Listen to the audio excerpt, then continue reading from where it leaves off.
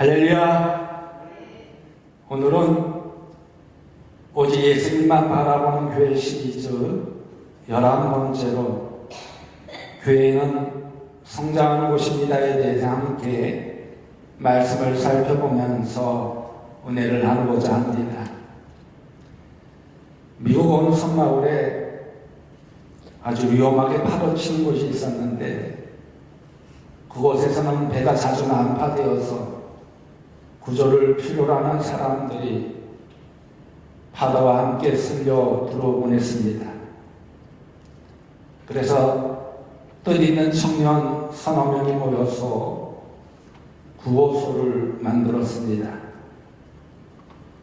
풍랑이 있는 날이면 배가 부서져서 물에 빠진 사람이 있으면 사람들을 건지곤 했습니다. 그곳에서 생명을 건진 사람들이 꽤 많기 때문에 그 사람들이 감사함으로 많은 돈을 구호소에 기부하면서 점점 건물을 넓히고 부서진 의자를 고치고 지붕을 단장하게 되어서 점점 좋은 시설로 발전하게 되었습니다. 그러던 어느 날 큰 풍랑에 배가 파산하게 되었습니다. 그때 구호소 회원들은 많았지만 정작 파산된 배를 구조할 구조 요원들이 없었습니다. 그래서 구호소 예산을 들여서 사람을 모집해 구조 작업을 하게 되었는데 그 구호민 중에 전염병 환자가 있었습니다. 그래서 환자들을 구호소 안에 들이느냐 마느냐를 두고 효원 간에 서로 논란과 다툼이 일어났습니다. 또한 그 건진 사람들 중에는 흑인도 있었습니다. 그래서 백인이 사는 곳에 흑인을 들이느냐 마느냐는 의견도 나뉘어졌습니다. 이후에 총회에서 환자들과 흑인들은 구호소 안으로 들이지 못한다는 그런 결의를 하게 되었습니다. 그러자 구호소가 생길 때 원래 우려는 그런 것이 아니었다면서 몇몇 사람들이 따로 나가 아주 조그마한 구호소를 만들었습니다. 어느 정도 시간이 흐른 후에 그 구호소 역시 똑같은 모습으로 변하게 되었다는 것입니다. 이 이야기는 바로 본질을 잃어버린 공동체를 이야기할 때에 자주 인용되는 이야라고 합니다. 그렇다면 저와 여러분이 섬기는 이 가남교회는 어떤 교회입니까? 무엇 때문에 하나님께서 세우셨을까요? 그리고 나와 이 교회는 어떤 관계에 있습니까? 바로 이것은 우리 교회가 교회의 본질을 잃어버리지 않으면서 오직 예수님만 바라보며 어떻게 변하는 시대에 적응하고 세상을 변화시키는 교회가 될 것인가에 대한 아주 깊은 생각을 하게 만듭니다. 요한복음 10장 10절 말씀에 보면요, 도둑이 오는 곳은 도둑질하고 죽이고 멸망시키려는 것뿐이요 내가 온 것은 양으로 생명을 얻게 하고 더 풍성히 얻게 하려는 것이다 라고 말씀하셨습니다. 이 말씀은 예수님께서 양으로 생명을 얻게 하며 더 풍성히 얻게 하시고자 바로 이 땅에 오셨다는 것입니다. 그러기 오늘날 교회는 예수님께서 하셔야 할 일들을 대신 해야 할 곳이어야 된다는 것입니다. 그래서 생명이 넘치게 하고 더 풍성한 삶을 살게 하는 것이 바로 예수님께서 원하시는 교회라는 것입니다. 그렇기 때문에 교회에 나오면 먼저 이 생명을 공급받아야 합니다. 그리고 인생의 참된 의미를 찾을 수 있어야 합니다. 동시에 우리 교회를 바라보는 많은 사람들이 우리의 모습을 통해서 생명을 공급받는 경험을 할 수 있어야 합니다. 바로 이런 교회가 교회의 본질을 제대로 갖고 있는 교회라는 것입니다. 그렇다면 여러분, 오늘날 우리 교회를 향해 하나님께서 어떤 비전을 갖고 계실까요? 어떤 교회가 오직 예수님만 바라보며 하나님께서 원하시는 생명이 있는 교회일까요? 그것은 먼저 치유와 회복이 있는 교회입니다. 하나님께서 원하시며 꿈꾸는 교회는 바로 치유와 회복이 있어서 생명이 있는 교회라는 것입니다. 여러분, 인생은요, 문제의 연속입니다. 여러분 한 분 한 분이 모두 문제를 가지고 있고, 한 문제가 끝나면 또 다른 문제가 생기는 모습을 볼 수가 있습니다. 이러한 문제들을 잘 풀어서 치유가 되고 회복이 되면 용기와 지혜를 얻게 되고 살아갈 힘을 공급받게 되는 것입니다. 그러나 그 문제가 풀리지 않으면요, 자기도 모르게 외로워지게 됩니다. 낙담하게 됩니다. 시리에 빠지게 된다는 것입니다. 그렇다면 지금 교회 안에서 하소연할 곳 없어 홀로 외롭게 떨고 있는 분은 안 계십니까? 이런 분이 계시다면 교회에서 오직 예수님만 바라보며 이 문제를 풀어 나가시기 바랍니다. 그 안에 치유함이 있어야 하고 교제를 나누면서 서로에게 소망을 줄 수 있어야 된다는 것입니다. 여러분, 요한복음 4장 5절에서 10절 말씀에 보면요, 예수님과 사마리아 여인과의 대화 장면이 나옵니다. 예수님께서 사마리아를 통과하는 길이었습니다. 그런데 한 여인이 물을 들고 있는데 예수님께서 그 여인에게 물 좀 달라고 하였습니다. 그러자 사마리아 여인이 당신은 유대인인데 왜 사마리아 여자에게 물을 달라 합니까? 라고 질문하였습니다. 이 시대에는요, 유대인이 사마리아인과 상종을 하지 않았습니다. 그러자 예수님께서 당신이 내가 누군 줄 알면 오히려 내게 물을 달라고 했을 것이라고 말씀하셨습니다. 그러면서 내가 너의 인생의 갈증을 알기에 내가 왜 그렇게 반항하는지 이해하고 있다고 말씀하셨습니다. 그때 요한복음 4장 29절 말씀에 보면 이 여인이 마을로 돌아가서 메시아다, 메시아다 하면서 외쳤습니다. 바로 이것은요, 예수님이 나의 모든 것을 아신다는 것입니다.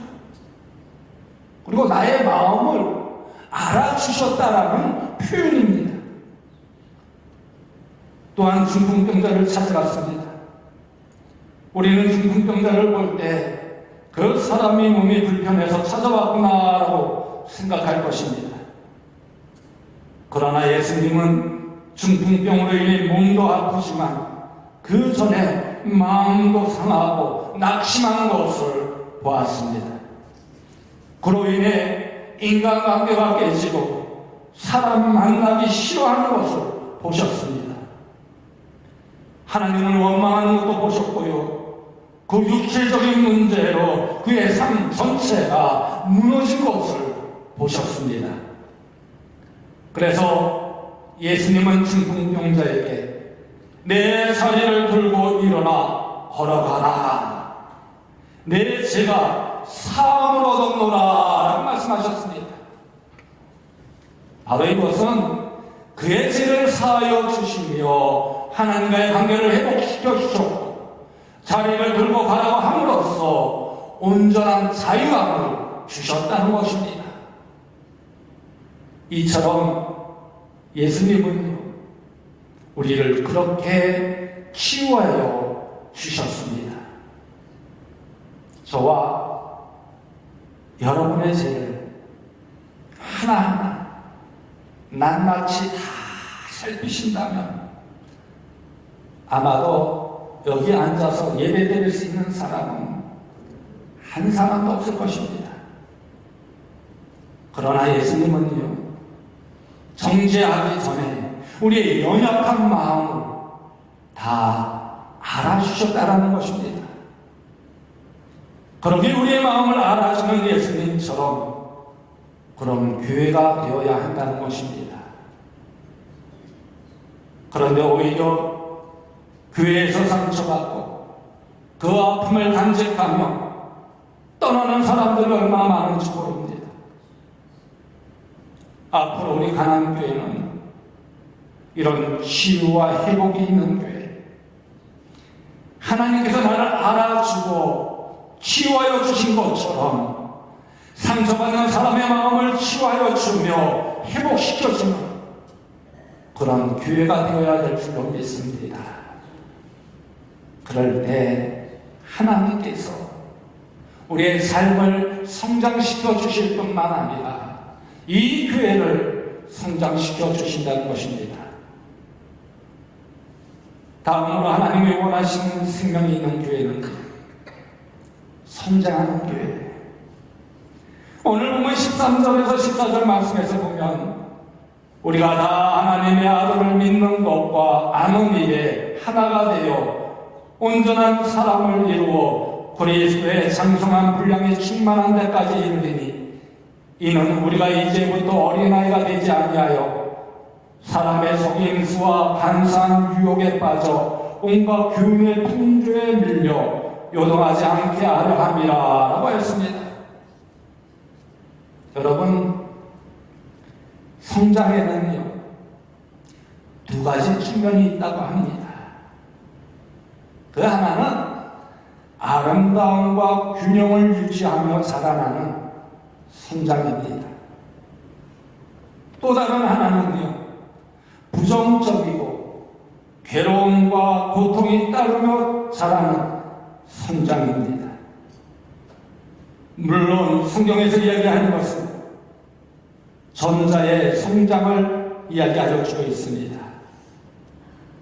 어릴 때는 젖만 먹던 사람들이 커서는 단단한 음식도 먹을 수 있듯이 전에는 내 마음속에 걸려서 해결하지 못했던 문제들을 여유있게 풀어나갈 수 있으며 전에는 좁은 시야를 가졌던 사람들이 이제는 넓고 깊게 볼 수 있는 사람으로 성장한다는 것입니다.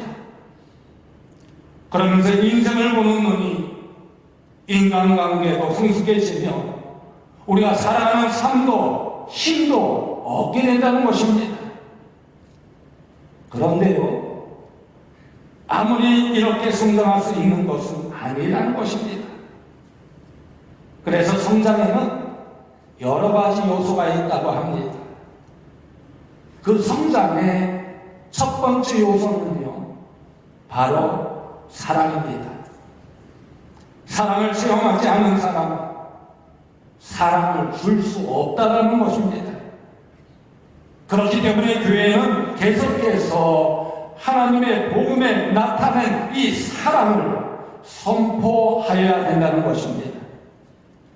내가 아무같이 없고 죄인 되었을 때 하나님께서는 독생자 예수 그리스도를 십자가에 못 박혀 죽임으로써 우리를 향한 사랑을 확증시켜 주셨습니다. 바로 하나님의 사랑을 선포하고 체험하며 고백하는 가운데 많은 사람들에게 그 사랑을 나눠줘야 된다는 것입니다.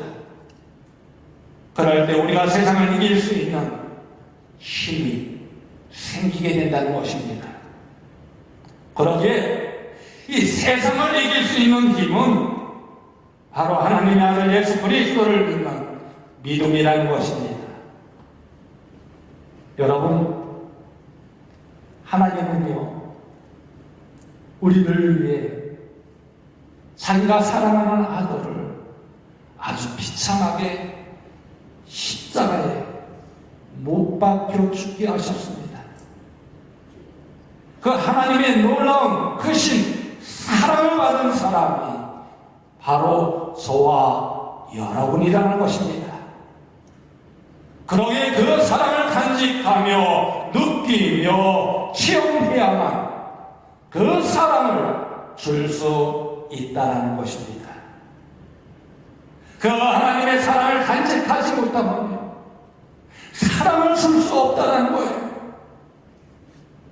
여러분, 사랑이란 무엇입니까? 사랑은 즐겁고 기쁘고 행복한 것이라고 성경은 말씀하고 있습니다. 사랑은 오래 참고 모든 것을 믿으며 모든 것을 바라며 모든 것을 견디는 것이라고 말씀하여 주고 있습니다. 가망성 없는 인간을 향해서 기대한다는 것은요, 아주 무모한 짓입니다. 희망 없는 인간을 바라보고 참아야 한다는 것은 참으로 어리석은 일입니다. 그럼에도 불구하고 기다려주고 참아주고 기대해주는 것이 바로 사랑이라는 것입니다. 그렇다면 그 사랑을 받은 이 교회 안에서 우리는 어떻게 해야 할까요? 쉽게 욕하고 비방하고 비난하는 것이 아니라 그 사람이 성장할 때까지 기도하며 기다려 주어야 한다는 것입니다. 하나님께서 그 사람을 통해서 영광을 나타내리라고 기대하며 바라보면서 그 사람을 위해 기도하여야 된다는 것입니다. 바로 이 사람이 교회 안에 넘치게 될 때 성장할 수 있게 된다는 것입니다. 교회만 성장하는 것이 아니라 우리의 삶이, 우리의 신앙이 성장하게 된다는 것입니다. 우리 교회가요, 바로 이런 교회가 되어지기를 간절히 소망합니다. 이런 사랑이 넘쳐나기를 간절히 소망합니다. 남을 비방하는 것이 아니라 기도하며 기다려주는 성도들이 되어지기를 간절히 소망합니다. 그래야 할 때 우리의 삶뿐만 아니라 이 교회가 더욱 부흥하며 성장하게 된다는 것입니다. 또 성장하는데 두 번째로서는요, 격려입니다. 사람은 격려받을 때 성장하게 된다는 것입니다. 여러분, 우리가 말하는 이 말에는요, 몇 가지 종류가 있다고 해요. 그 중에 입술의 말이 있는데, 사람이 하는 이 입술의 말이 얼마나 무서운지 모릅니다. 그런데 우리는 그 말을 함부로 내뱉는 모습을 볼 수가 있습니다. 입술의 말은 내가 본 대로 느끼는 대로 내뱉는 말로서 상대방에게 상처와 아픔을 주게 됩니다. 그래서 말 한마디 때문에 사람을 살리기도 하고 죽이기도 한다는 것입니다. 그런 말을 자기 마음대로 한마디 탁 뱉어버리면 그 말은 인격을 찢어버리고 마음의 결심을 부서뜨리고 그 사람이 가는 길을 막아버린다는 것입니다. 그래서 마태복음 12장 37절 말씀을 보면요, 사람이 무슨 유익한 말을 하든지 심판날에 이에 대하여 신문을 받으리니 내 말로 위롭다함을 받고 내 말로 정죄함을 받으리라 라고 하였습니다. 여러분, 이 말씀을 믿으십니까? 한 분도 아멘 하시는 분이 안 계십니다. 다시 한번 비춰주세요. 마태복음 12장 37절 말씀. 다 같이 한번 공독해 보겠습니다. 시작! 사람이 무슨 유익한 말을 하든지 심판날에 이에 대하여 신문을 받으리니 내 말로 위롭다함을 받고 내 말로 정죄함을 받으리라. 이 말씀을 믿는다면요, 우리는 함부로 다른 사람에 대해서 말을 할 수가 없다는 것입니다. 또한 말에는요, 지식의 말이 있는데 이 지식의 말은 머리의 말입니다. 이 말은 부엌에서 아내가 된장찌개를 끓이고 있는데 남편이 와서 풋고추를 이때 넣어야 한다, 된장을 몇 그램 더 넣어야 한다, 파를 몇 스푼 더 넣어야 한다, 이렇게 잔소리를 해보십시오. 그러면 아내가 고맙다고 할까요? 아내는 분명히 쓸데없이 이야기하지 말고 저리 가라고 말할 것입니다. 이처럼 이 지식의 말은 사람을 피곤하게 만들고 판단받게 만든다는 것입니다. 그리고 우리에게 어떤 말이 있을까요? 가슴에 말이 있는데 그 말을 들으면요, 가슴이 찡합니다.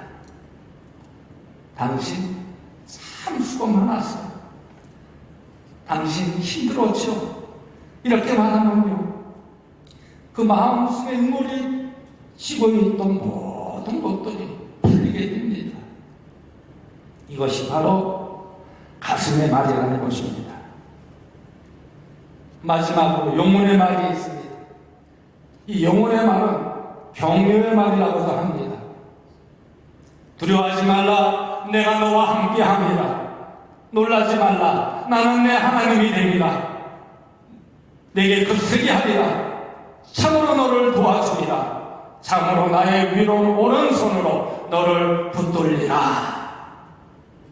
여호수아야, 두려워 말라. 내가 모세와 함께한 것 같이 너와 함께하리라는 말을 들으면 내 영혼이 살아나고 새롭게 도전받게 되며 하나님을 향해 다시 달려가고 싶은 그 마음이 생기게 된다는 것입니다.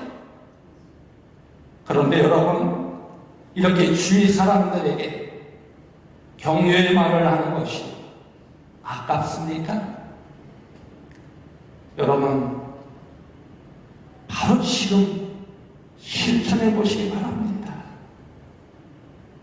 격려의 말, 그 영혼의 말을 통해서 힘을 주며 용기를 주며 더욱 하나님 뜻대로 살아갈 수 있도록 해 주어야 된다는 것입니다. 입술로 하는 것이 아니라 마음으로 해야 합니다. 마음으로 지지하고 격려할 때 그가 힘을 얻게 되며 소망을 갖게 된다는 것입니다. 그러나 격려의 말이라고 해서요, 꼭 내가 당신을 격려합니다 라는 식으로 말을 해야 하는 것은 아니라고 생각합니다. 그 사람을 향해 웃어도 좋고요, 미소를 지어도 좋아요. 그 웃는 모습을 보고 미소 짓는 모습을 보면서 힘을 얻는다는 거예요. 용기를 얻는다는 것입니다. 그러나 여러분, 얼굴을 찡그려 보십시오. 얼굴을 찡그리고 지나가면요, 기분이 참으로 안 좋습니다. 교회 와서 말씀의 은혜 받았다가 그 말씀이 싹 사라지는 모습을 볼 수가 있습니다. 그러기에 교회는 이 가슴의 말, 영혼의 말, 격려의 말이 하는 것이 되어야 된다는 것입니다.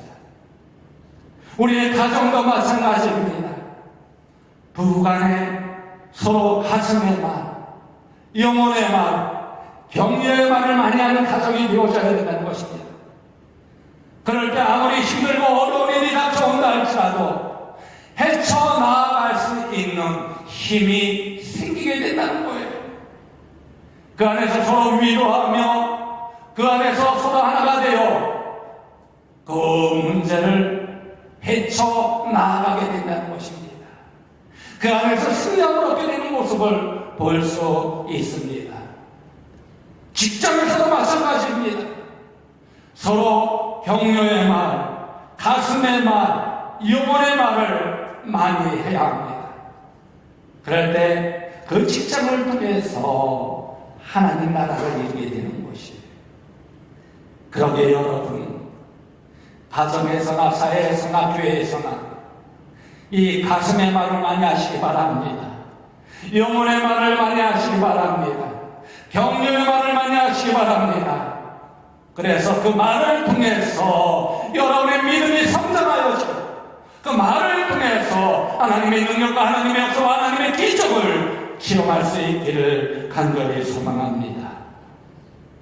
또한 성장의 세 번째 요소는 용서받는 경험과 용서한 경험입니다. 사람은요, 용서받은 경험이 있을 때, 용서해본 경험이 있을 때 성장하게 된다는 것입니다. 우리의 삶을 바꾸고 새로운 궤도로 들어설 수 있었던 가장 큰 이유는 용서받을 수 없는 내가 바로 용서받았다는 것입니다. 죄로 인하여 용서받을 수 없던 내가 주 예수 그리스도의 십자가로 인하여 용서받았다는 것입니다. 그런데 불행하게도 제한지고 사는 것과 용서하고 사는 것이 우리 삶에서 가장 어렵다고 합니다. 그런데 여러분, 진정한 용서는요, 내가 복수할 수 있는 권리를 다 하나님께 맡기는 것입니다. 믿습니까? 아멘 하시는 분이 안 계시네. 믿습니까? 진정한 용서는요, 내가 복수할 권리를 다 하나님께 맡기는 것입니다. 우리 마음에 복수를 품고 살면요, 어떻습니까? 그 마음이 더 괴롭기만 한 모습을 볼 수가 있습니다. 그런데 그 복수할 권리를 주님께 맡기고 축복하는 마음으로 돌아서면요, 주님께서 그 복수에 대해 책임져 주신다는 것입니다. 여러분, 다윗을 보십시오. 다윗이 사울을 죽일 수 있는 기회가 있었습니다. 그러나 사울은 하나님이 세우신 종이기에 함부로 죽일 수 없다고 하나님께 모든 것을 맡겼습니다. 그랬을 때 그 다윗을 통하여 거대한 왕국을 하나님이 주시는 축복을 허락하여 주시는 모습을 볼 수가 있습니다. 그러기에 진정한 용서는 내가 복수할 수 있는 권리를 다 하나님께 맡기는 것입니다. 그런데요, 용서받는 사람이 오히려 예수 믿는 사람이 왜 용서하지 않느냐고 따진다면 그것은 용서받는 사람의 올바른 태도가 아니라고 생각이 됩니다. 용서받은 자는 용서받은 기쁨과 감격과 감사와 겸손을 그 사랑과 하나님께 올려드려야 된다는 것입니다. 그러기에 그 마음을 스스로 용서하고자 하는 마음이 생기도록 해야 한다는 것입니다. 그런데 우리는 어떻습니까? 내 눈에 흙이 들어오기 전에는 용서하지 못한다고 이야기를 합니다. 여러분, 정말로 하나님께서 눈에 흙을 집어넣으면 여러분 어떻게 하시겠습니까? 눈에 조그마한 티가 들어가도 아프다고 병원 가고 난리치지 않습니까? 그러기에 우리 교회는 이 용서의 감격이 있는 교회가 되어줘야 된다는 거예요. 용서의 감격이 있을 때 우리 삶이, 우리의 믿음이 성장할 뿐만 아니라 바로 이 교회가 성장하게 된다는 거예요. 나를 위해 주 예수 그리스도께서 십자가에 못 박혀 죽으심으로 용서하여 주셨듯이 우리도 용서해야 된다는 거예요. 그리고 진정한 용서는 그 모든 권리를 누구에게? 하나님께 맡겨야 된다는 것입니다. 그럴 때 분명 그 삶을 통해서 참된 기쁨과 평안을 얻을 뿐만 아니라 진정한 믿음의 성장을 가져오게 된다는 것입니다. 마지막으로 하나님이 원하시는 생명이 있는 교회는 예배를 통하여 제사함의 감격과 기쁨을 느낄 수 있어야 성장할 수가 있습니다. 다시 말해 하나님 앞에 섰을 때에 제된 모습을 부끄럽게 생각하며 용서함을 구하고 용서의 감격을 맛보아야 한다는 것입니다. 바로 그럴 때 우리의 신앙이 성장할 뿐만 아니라 우리 교회가 성장하게 된다는 것입니다.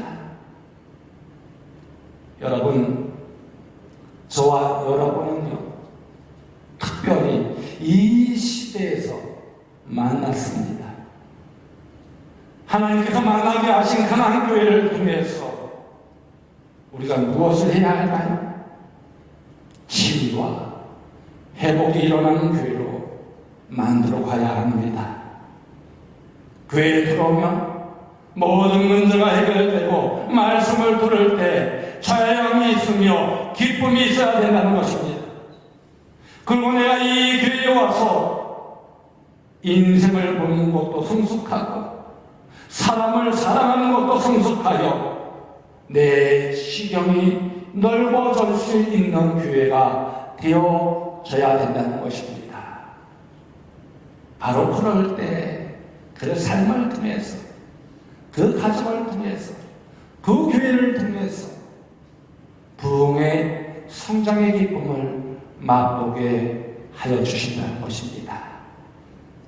여러분, 우리 모두 오늘 주신 이 말씀을 마음에 새깁시다. 그리고 서로 치유와 회복이 있기를 간절히 소망합니다. 그리고 사랑과 격려로 서로 위로하며 힘이 되어질 수 있는 성도들이 되어지기를 간절히 소망합니다. 그리고 예배를 통하여 제3의 감격과 기쁨을 누리며 돌아갈 수 있는 귀한 자리가 되어지길 간절히 소망합니다. 바로 그런 가나안 교회를 만나는 주인공들이 되어주시기를 주님의 이름으로 간곡히 축원드립니다.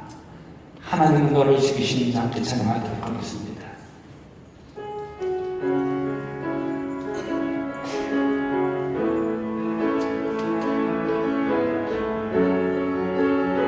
하나님은 너를 지키시는 자, 하나님은 너를 지키시는 자, 너의 우편에 그늘 대시니 낮의 해와 밤의 달도 너를 해치 못하. 하나님은 너를 지키시는 자, 하나님은 너를 지키시는 자, 너의 환난을 명쾌하시니 그가 너를 지키시리라. 너의 출입을 지키시니 눈을 들어 산을 구하라. 눈을 들어 산을 보아라. 너의 노릇 어리석나 천지 지으신 너를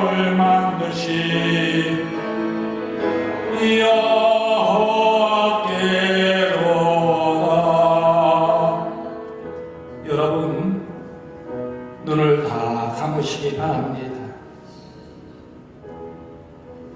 그리고 여러분의 삶이 생명이 넘치고 풍성한 삶이 되기 원하십니다. 교회에 나오면 생명을 공급받아야 하고 인생의 참된 의미를 찾을 수 있어야 합니다. 동시에 교회를 바라보는 많은 사람이 우리의 모습을 통해 생명을 공급받는 경험을 할 수 있어야 합니다. 그러기 위해 사랑해야 합니다. 격려해야 합니다.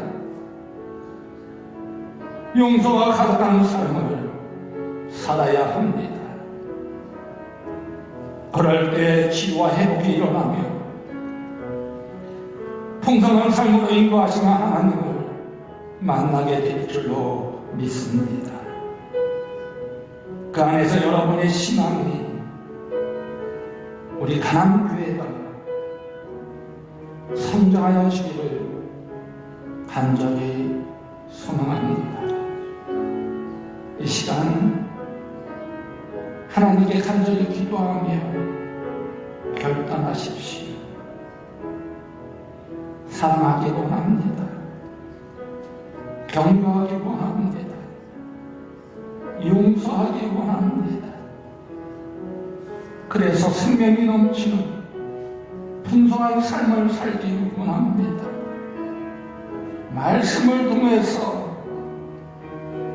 용서함을 받고 말씀을 통해서 제사함을 받으며 기쁨으로 나아가기 원합니다. 이 시간 다같이 결단의 기도를 드리도록 하겠습니다. 주여 믿습니다. 하나님을